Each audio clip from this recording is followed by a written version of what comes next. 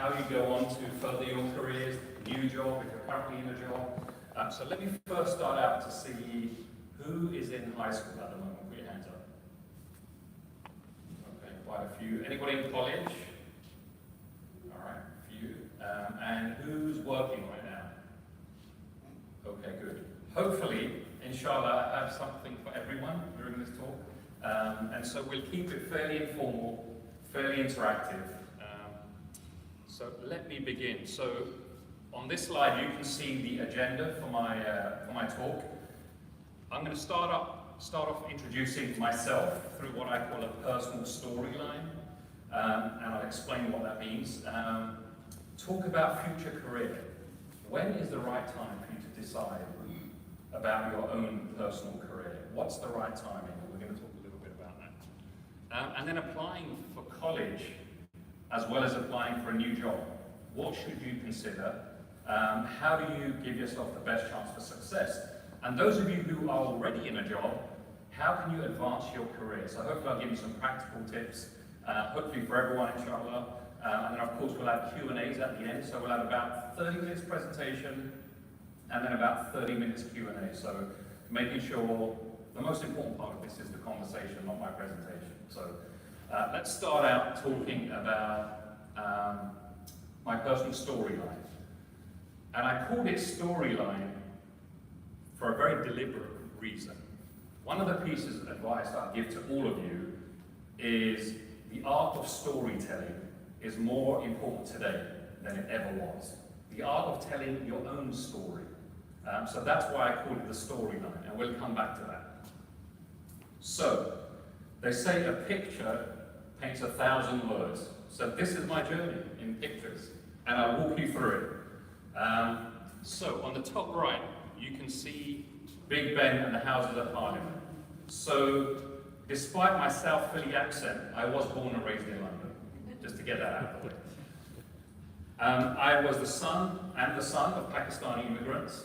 So I am that first post-immigration generation in the UK, and now my kids who are in the US are the second generation. So I think we're a little bit ahead of some here, but subhanAllah.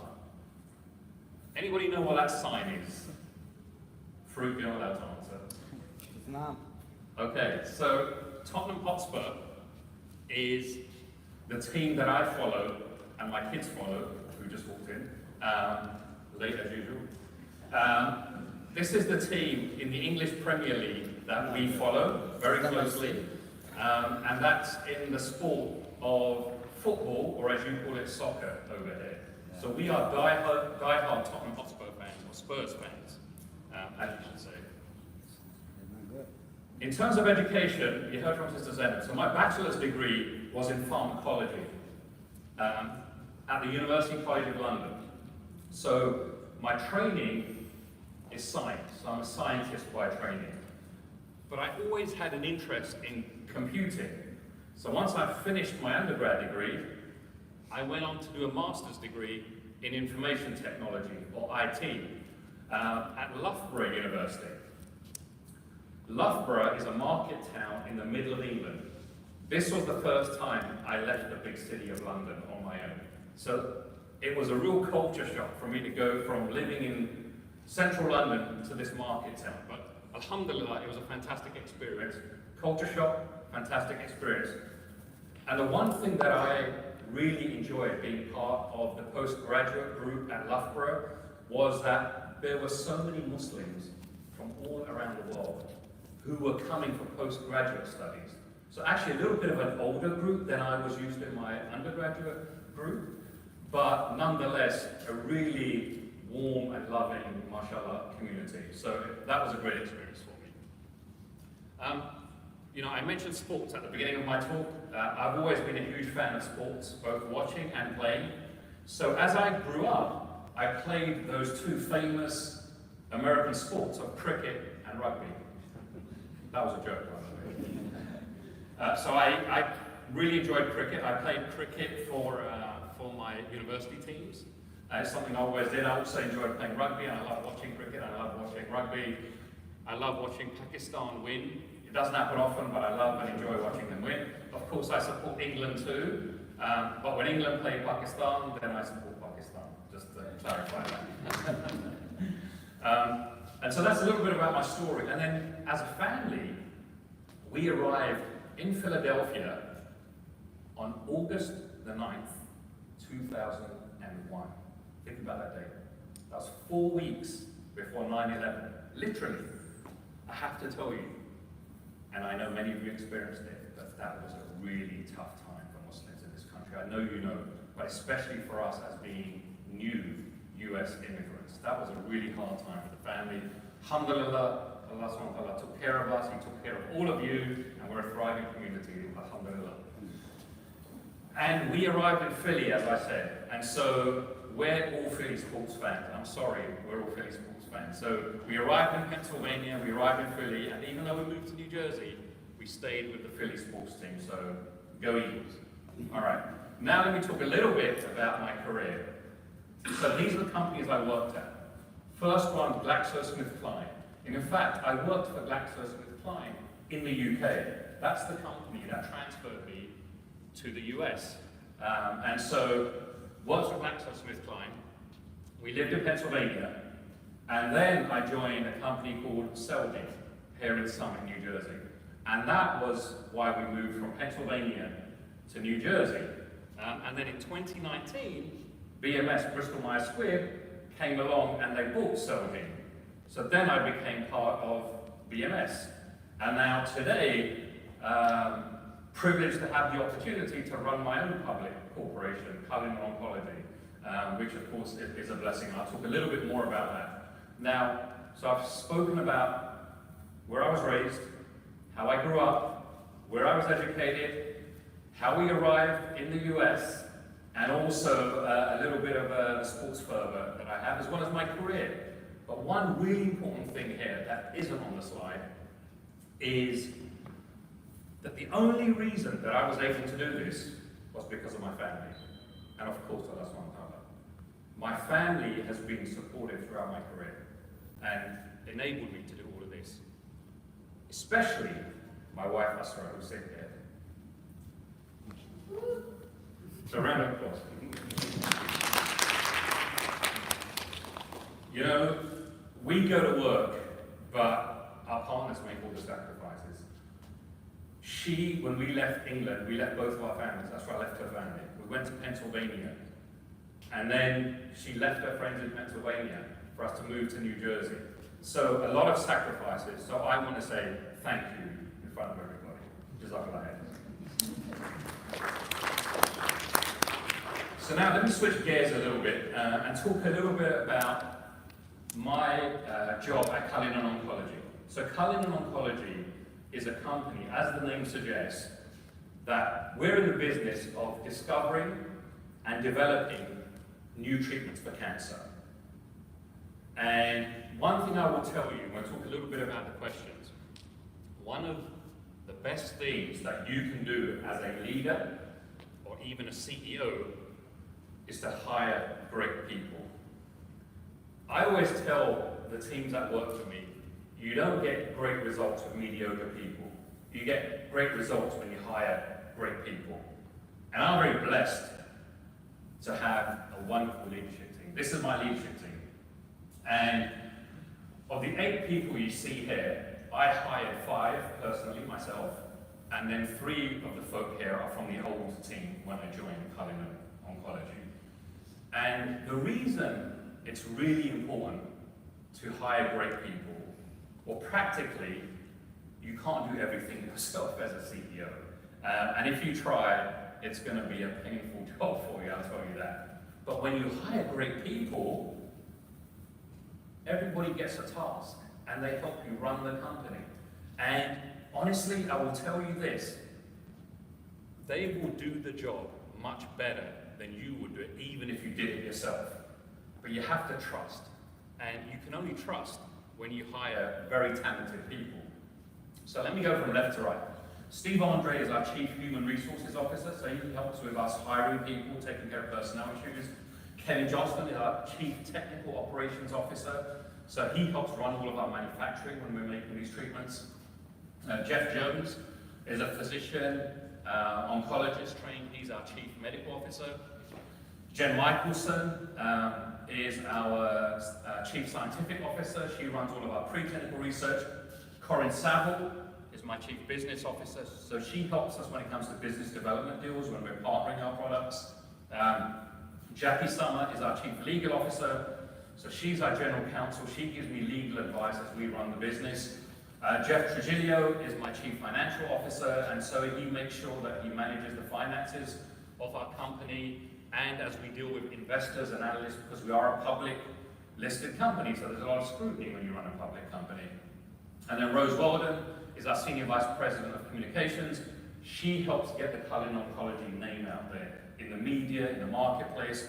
She helps set up speaker events for me when we go out and talk to investors, analysts, and conferences. And so it's done a great job raising the profile. So, you know, without this team, I wouldn't be successful.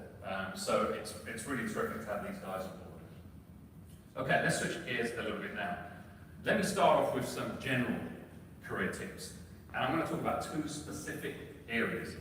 One of those is work ethic, and the other one is your faith at college, school, or in the workplace, which is a really important topic for us as Muslims. So, let me start out talking about work ethic. Look, I will give you this piece of advice. Work and study hard. There is no substitute for working hard and studying hard. I know there are people out there who don't work very hard but really get good grades. But I will tell you, that's a minority of people. And I would also argue if those people did a little bit more work, they'd get even better grades, right? So there is no substitute for hard work. Okay, that's number one. Our parents never shied away from hard work. The people that have worked the hardest and made the most sacrifices to give you a life of comfort in the suburbs where you have the latest video games, the latest kicks, nice cars, all of those things are our parents. Nobody, I'm telling you, has worked harder than our parents. Nobody, I'm telling you, has made the sacrifices that our parents have made. I only work hard because of the values instilled in me by my parents. And it's the reason for my success. Obviously, Allah subhanahu wa ta'ala controls all, but work hard, study hard. Follow the example of our parents. You know, sometimes we think with a degree, we're smarter than our parents. You know, we got a great job, our parents didn't have a great job. But I'm telling you, when it comes to that work ethic, you can't beat that first generation. No way. So always be grateful for what your parents have done for you. All right, the other point I'll add is do take care of yourself. So manage your work-life balance, and especially be present and engaged with your family for those moments that matter. And what I mean by moments that matter, I'm talking about birthdays, anniversaries, graduations. You will not get that time back. So make sure you're there for your family. Work hard, of course, but look after yourself as well. Let's talk a little bit now about faith at school, college, and the workplace. Number one, the most important thing. Be very proud that you are a Muslim. Alhamdulillah. Allah subhanahu wa ta'ala chose you to be a Muslim. Be proud of that fact. Number one. Secondly, if you're going to college or at college, join the MSA. And I'm telling you, that's a group that has aligned values with you. Helps you to protect your heritage and your faith. Really important. Secondly, let me be very, very clear. You should have non-Muslim friends. There is nothing wrong with having non-Muslim friends. We live in this society. And in fact, sometimes we're a little bit too removed from the society, right? We are part of this society. But always choose your friends well. Muslims or non-Muslims. Because at the end of the day, your friends will make you or they will break you. So choose your friends very, very wisely. At work, be a role model in terms of your faith. If you do things the right way and you do things with good values, even if you're not wearing a Muslim badge on your jacket, people will see what you stand for, and they will not only respect you, they will know you're a Muslim, and they'll be saying, okay, this is what Muslims are about. These are the values of a Muslim. So they will respect you, and they'll respect your faith. This is probably the highest level of da'wah that we can make an impact as Muslims, is how we conduct ourselves in the workplace and at home. Very, very important. And look, do take time off from work to celebrate the important Islamic calendar. Take time off for Eid and other events with your friends and family. I can tell you this, the team I showed you before, my team, I tell them when I'm celebrating Eid, and I explain what Eid was about to my leadership team, so they understand what Islam is about, what Muslims are about. Honestly, don't be shy of your faith in the workplace. Especially in America, I guarantee you, people will respect you for it even more. So, think about conducting yourself in the way that good Muslims should do. So I spoke about Eid, I told people at work, I'm going to take time off, it's a special celebration. I told them we had 2 of them, you had 1 Christmas, we had 2 Eids, and so, you can get a discussion going around it. The other thing, for Ramadan, my assistant knows, don't book early morning meetings for Nadim unless you have to, because you know how tough it is to wake up after Sahur and you pray Fajr. So I tend to have my calendar a little bit later during Ramadan. I try not to travel during Ramadan because I want to try and grab every fast that I can. And so again, don't be shy or ashamed of your faith in the workplace. Be proud of it, stand tall. I'm telling you, people respect you for it. If you need an area for prayer, people will understand that too as well. So be proud Muslims. Don't be arrogant, but be proud Muslims.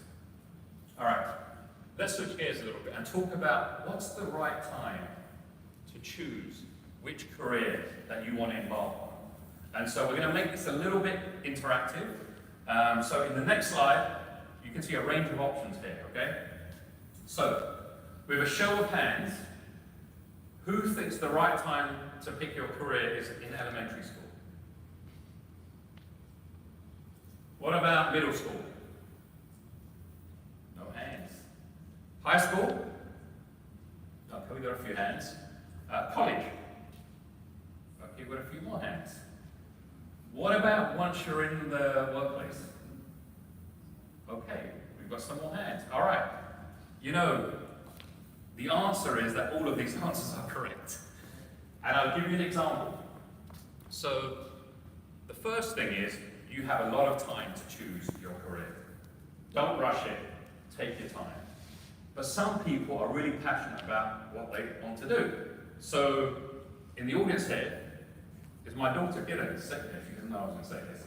And she decided very early on she wanted to be a teacher. That was her passion. I tried to talk her out with it a few times, but it didn't work. And then once I realized that's what she wanted to do, I supported her. And that was very early on. Some people don't decide until late. And let's look at the other end. You can start a job, but ultimately you say, well, is this really the career I want to be in? So it's never too late to decide. So actually, all of these are the right answer. So the question is, now that we've decided, we've made the time and said, okay, this is the time I'm going to decide on my career. The question is, what should your choice of career be? Okay, choosing a career. All right, put your hands up if you want to study medicine and become a doctor.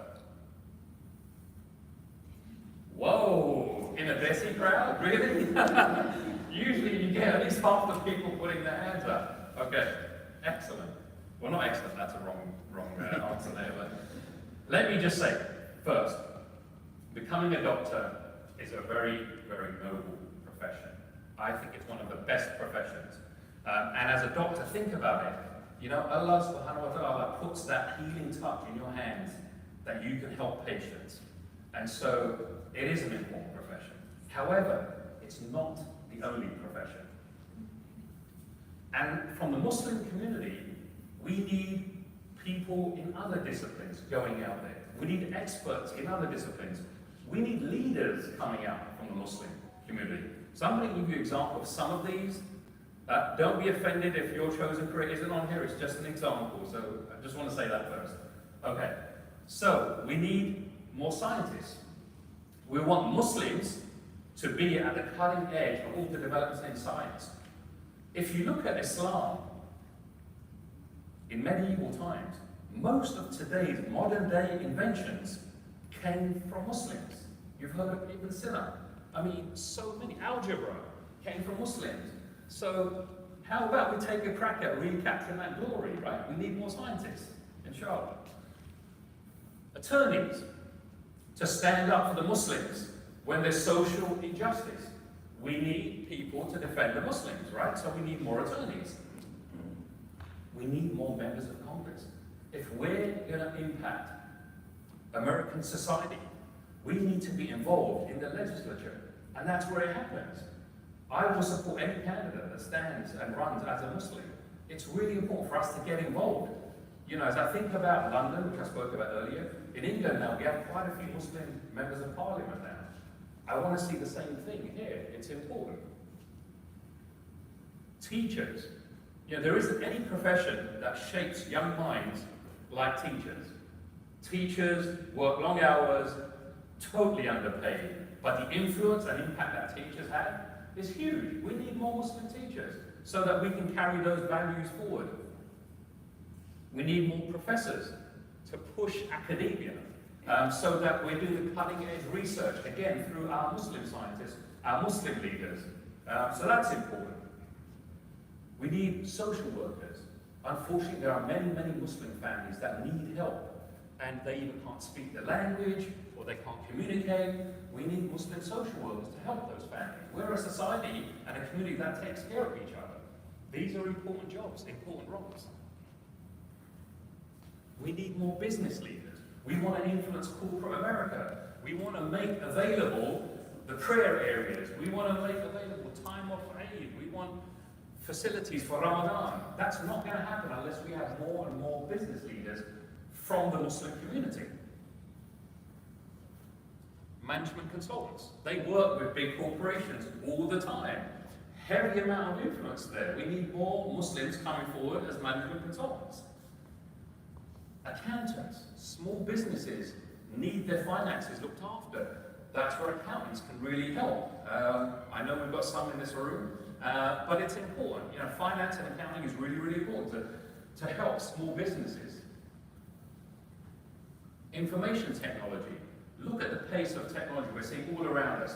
Artificial intelligence, big data, ChatGPT. By the way, I didn't use ChatGPT to make these slides, just wanted to clear that. So, but technology is speeding ahead. We need Muslims in those fields, right? So the bottom line is, we need Muslims in all career areas, not just healthcare, not just physicians. It's really important. All right, so let's think about applying for college, as many of you will be.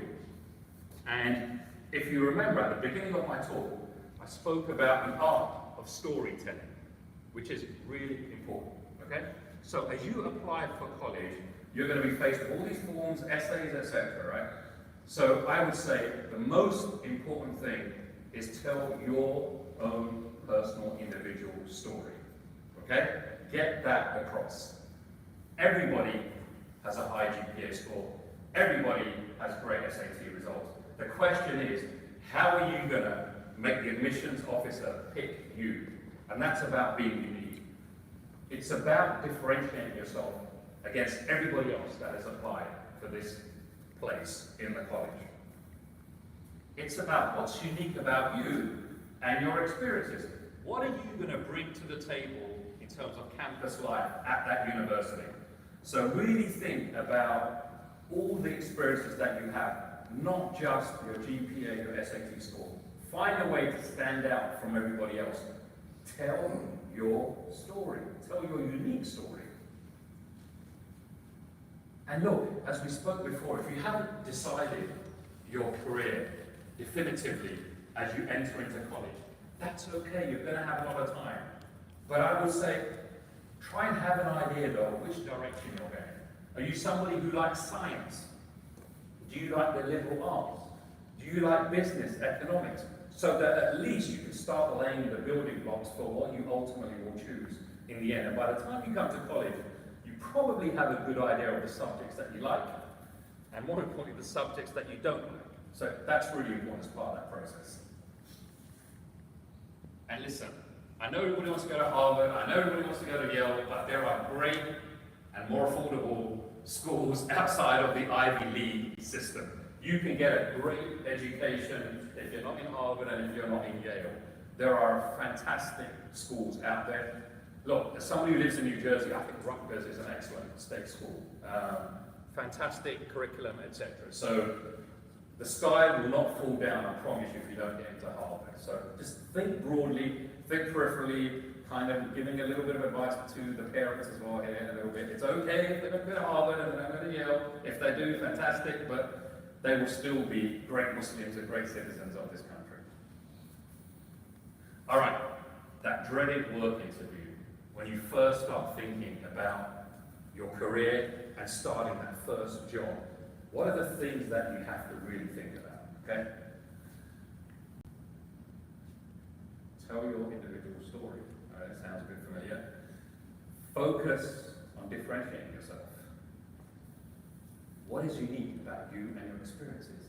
In the same way you think about that for college, think about telling your own story when you apply for a job that is unique to you.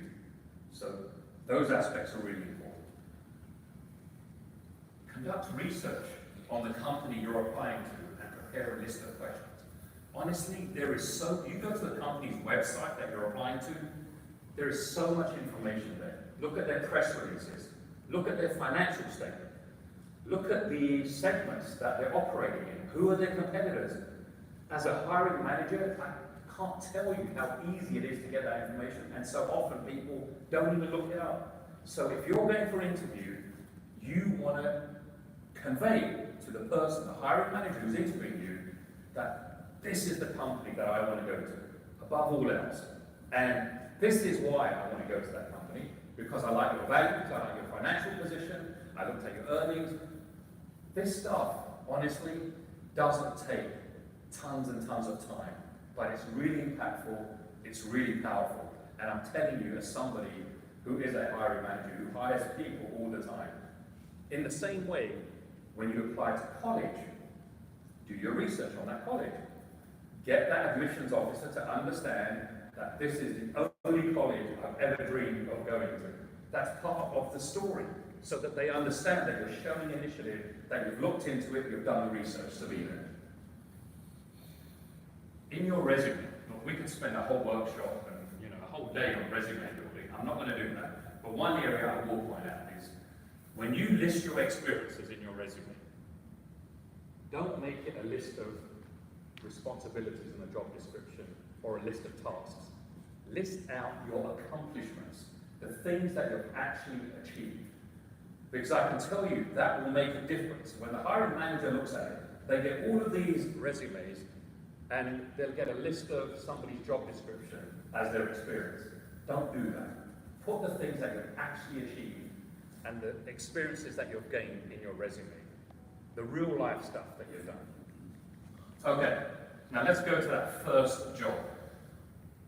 Read the job description, inside, outside, upwards, backwards. Really look at it in great, great, great detail. And then find the relevant skills from your own background that match up with that job description. Whether it's extracurricular activities, whether it's something you did at school or college, whether it's something you did in the community. Find a way to weave your experiences into what's required for that job description. That's really important. Okay, what about those of you who said you're already in a job and you may be looking for another job? Okay, similar principles apply here. Read the job description inside and outside, right? It's very easy to tell when somebody is in front of you and you're interviewing them and they haven't researched the company or they haven't really studied the job description. That's really important, fundamental point. And then, if you are looking for a new job, you've obviously gained some experiences, you've looked at the job description, think of some real life experiences that you've gained either in your current job or the job before that then matches what's in that new job description. Because there's nothing like real life experience to say. For example, if the job description says strategic mindset, well, think of a time when you put together a strategy and executed it, and what was the outcome? The more specific you can be with actual examples rather than hypothetically talking about what strategic mindset means, the stronger your case will be to be hired. Again, very, very important. Okay, now we're coming to the last part, which is you've picked the time to make your choice of career, right? We spoke about that earlier. Then you've decided, what is it that I'm going to choose to do? Then you've got the job in that career subject that you've chosen to do. And then the question is, how do you succeed in that job? So hopefully I'm going to give you some practical tips about how to grow your career in that chosen vocation. So number one, and I'm going to explain what this means.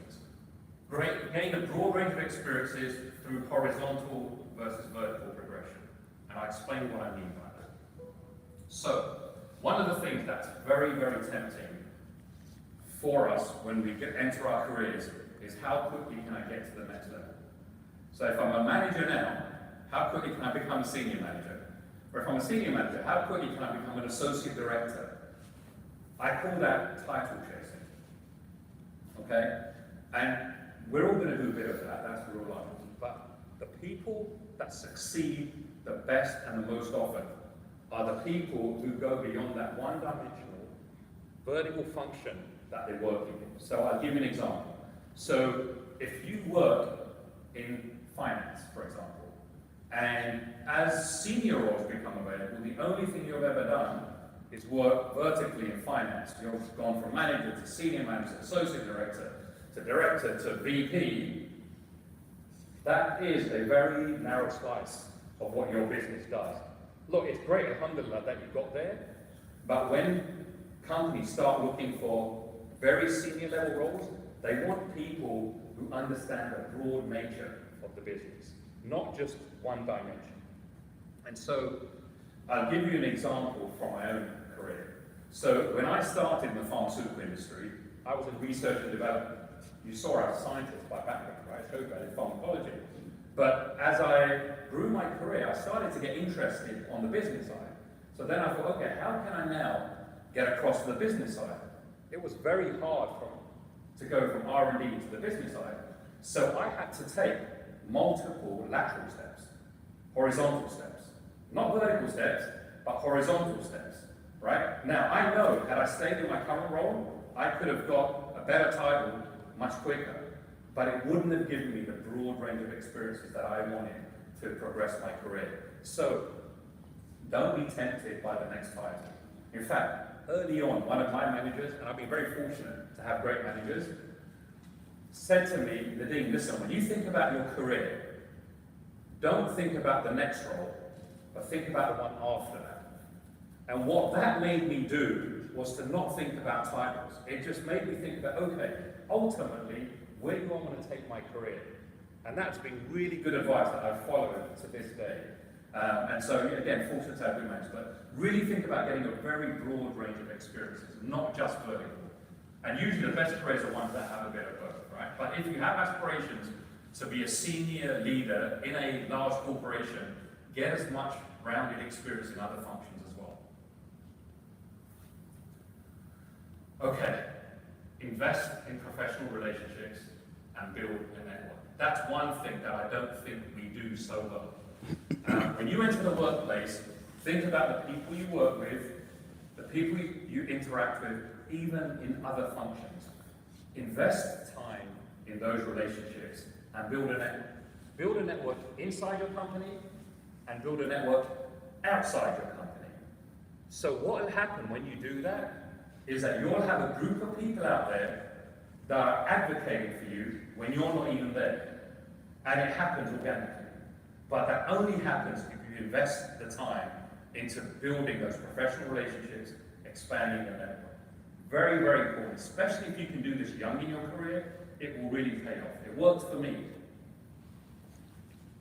If you can, identify a mentor. Now, what do I mean by a mentor? A mentor is usually a senior person, again, either within your company or outside your company, Beyond your manager that can give you advice, somebody you can go to get advice as you think about various career options.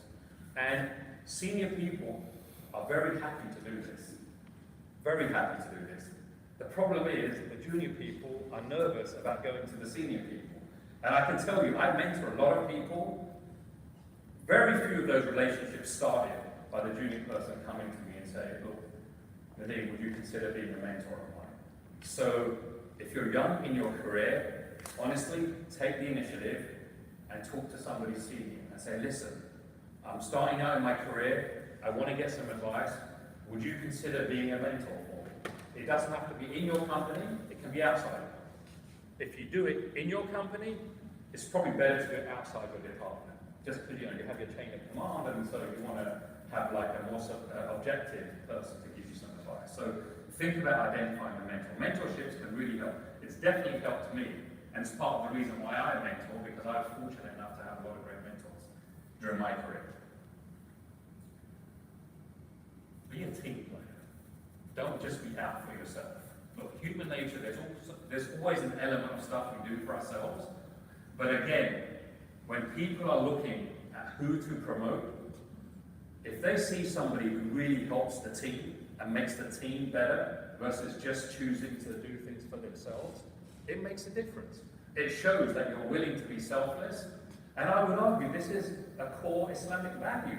It's not something we don't know about, it's just a matter of putting it into practice. So try and be a team player. Help the team get better. And the team will help you get better. And again, if you're doing this in a team, it's expanding the network of people that are going to say good things about you when it comes to promotion. So it is important. And then be proactive, not reactive. I talked about how you can go and approach someone to be a mentor. You have to be proactive to do that.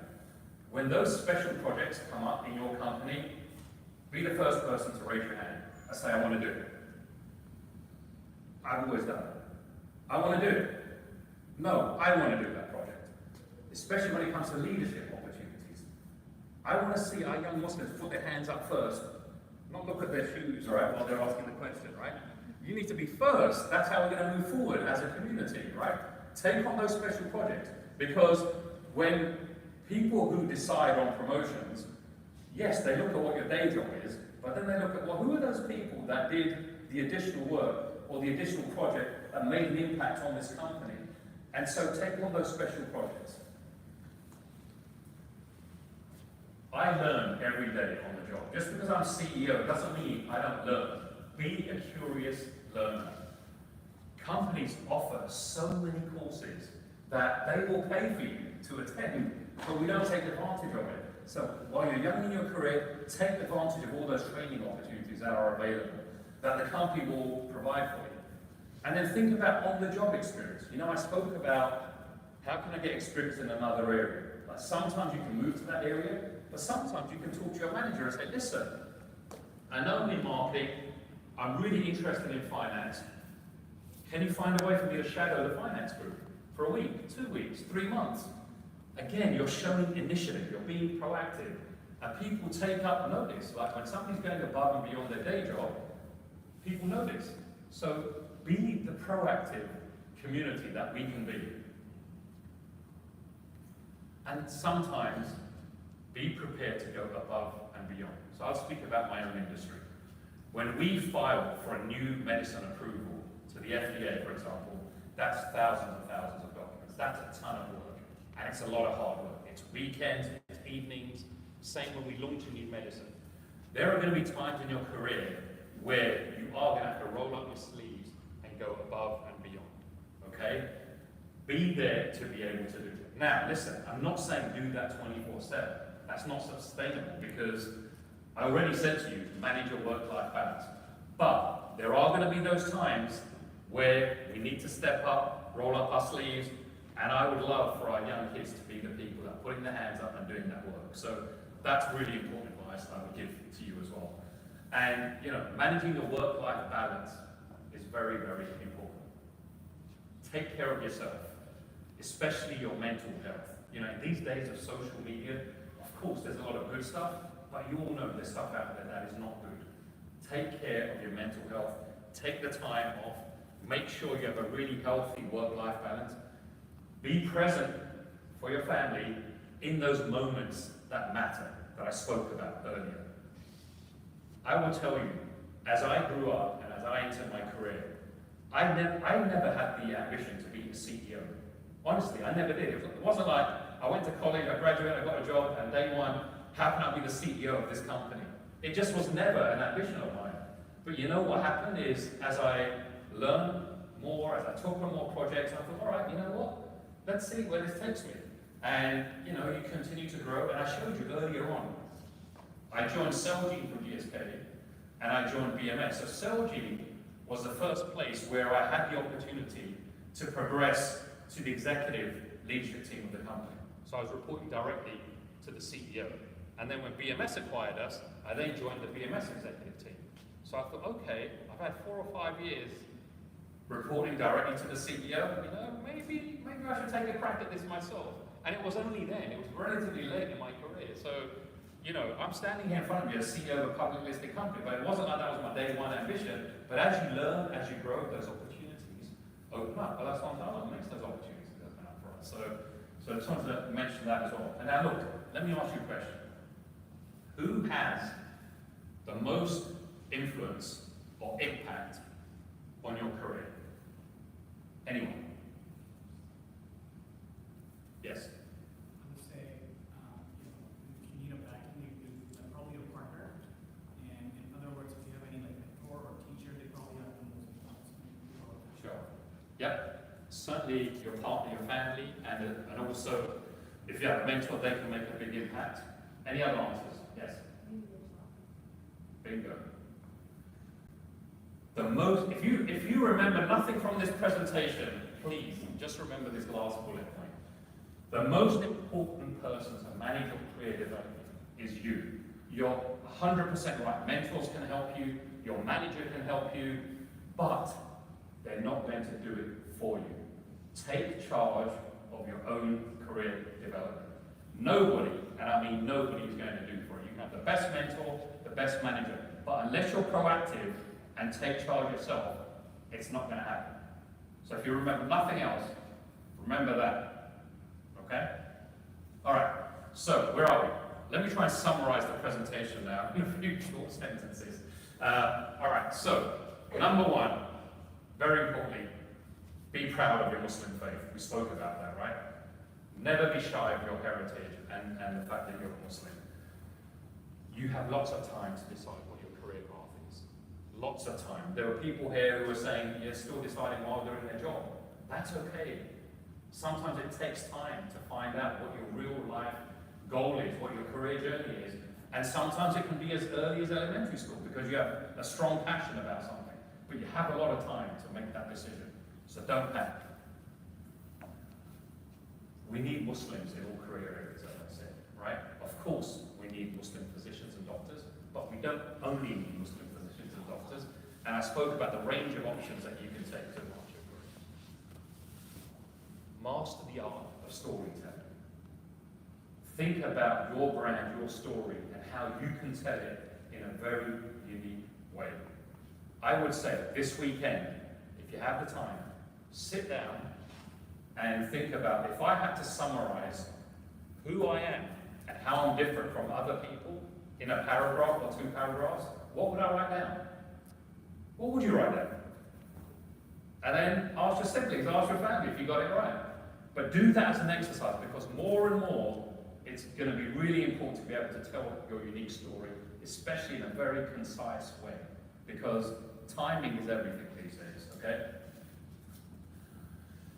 I spoke about gaining a broad range of horizontal experiences. Understand all aspects of the business as you think about, those very senior positions where they want to have a very well-rounded experience. And then take the time to invest in your own professional network. That's the network that, when promotions are being discussed and you're not in the room, that's the group that's going to talk about you and what you deliver and how good you are at your work. So expanding that network is very, very important. And then finally, and most importantly, honestly, take charge of your own career development. You have to be really proactive here. I've had great managers, I have great mentors who've always given me really good advice, but at the end of the day, a lot of that was driven by me. So take the time, take charge of your own career. That's really, really super important. We're going to transition to Q&As right now, but thank you for coming out tonight on a Friday night, and Jazakallah khair for your attention.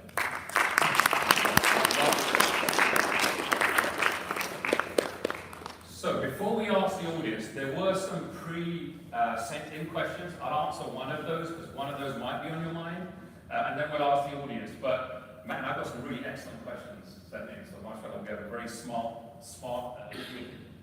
So I'll start with question one. How is artificial intelligence shaping your industry, and what would you recommend to young people choosing a college major given the rise of AI? So I'm going to start with the second part of the question first. If you're interested in computing and artificial intelligence and that sort of field, go for it. There's going to be demand today, there's going to be demand in the foreseeable future for that kind of skill. If that's something you're passionate about, I would say without hesitation, go for it, study in college and make a career of it. It's a super fascinating area. Now, I can give you examples since the question was asked of how it's shaping my industry. So I can think of at least 3 areas, maybe 4 in the pharmaceutical industry. So, drug discovery. In the old days, drug discovery was a person on a bench, playing with chemicals, reading a few papers, and then hoping that this discovery matched with that idea versus what somebody else did there would result in a medicine. So there was a lot of serendipity there. Today, we have massive amounts of data that speed up that process phenomenally. It connects all the dots between the different labs doing all the work, all the papers on a subject.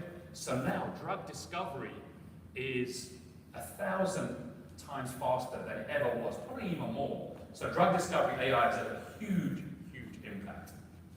The other area is clinical trials. And so now with AI, with those clinical trials where we're testing our medicines, that data can be viewed real time. In the old days, the doctor would write the results in the case record form, that would come back into the company would enter it into a computer, the clinicians would read out the printouts. Now you get all of that real time electronically, so it's made a huge impact there. The third, 3 and 4 areas. One is in supply chain. So in terms of manufacturing, managing the demand for your products, you can do it so much better now with algorithms so that you don't encounter drug shortages and things like that. The manufacturing team can really understand what's needed out there and how much more we have to produce. And then the last area is in the area of commercialization, which is kind of my background later in my career. These days, if you think about it, you see a lot of ads on TV, right? That's a very blunt instrument. Now what we're seeing is you can get your messages out tailored to the specific individual based on their specific likes, based on their specific browsing habits, so they get the message that's relevant to them, and they get that message delivered where they want to see that message, whether it's on the internet or somewhere else. That works for both patients and physicians. So AI has really customized this sort of marketing messaging specifically to individuals based on their preferences. And you probably see a lot of this, when you're looking in email, you get these messages, right? So these are algorithms working based on your interests, but it's impacted our industry, for sure. All right, why don't we go to the audience now with any questions that people let's say, you were first, and then I think you were second. I'm second. You're first. Okay. Since you stood up. So thank you, Brother Nadim, for doing this, and whoever organized this event. I have a question, but before that I have a comment as well. So phenomenal stuff. We have this phenomenal, so much talented people in our community. So it's awesome that we get to hear the story and everything. The other comment that I have, I see a lot of young people, which is absolutely amazing. But even so, for example, myself and my colleague over here, even if you're not in the market for sort of job interviews and all that, you're always in the market for inspiration, right? So this is very inspirational, Brother Nadim. Thank you so much. The question that I have kind of similar to, I guess, the fourth question over there. I'm sure you went to school with a lot of people, you had a lot of friends. Not everyone went on to becoming the CEO of a publicly traded company. What are some of the skills, qualities, traits that you have, like, you know, that made you so successful? Sure. Like, what is a day like in the life of Mr. Nadim? Sure. Awesome. Great question. Look, well, first, credit belongs to Sister Zainab, who actually asked me to come here, so she deserves all the credit for this. And then secondly, you know, it kind of lines up with this fourth question, right? What are the skills or qualities that help you to become a CEO? Look, it's not for me to judge whether I'm successful or not. SubhanAllah, alhamdulillah, everything I get is a blessing. I have a great family. You know, I spoke about that earlier. You know, some of the things that I would say, okay, that would be things that are probably characteristics of me, and whether that's, you know, success or not, yeah, that's rather subjective. So, firstly, I'm really passionate about laying out a very clear vision. So, starting with the vision of where do I want to take this company, and making sure that I'm taking people along with me on that journey, right? So, oftentimes, you know, some people don't have a clear vision, and then sometimes people have a very clear vision, but they're actually ordering people to jump to that clear vision, right? If you can do into it, that's very powerful stuff. It can take your company to many, many levels. So I would say that would be one thing. Secondly, rightly or wrongly, I'm somebody who makes decisions quickly.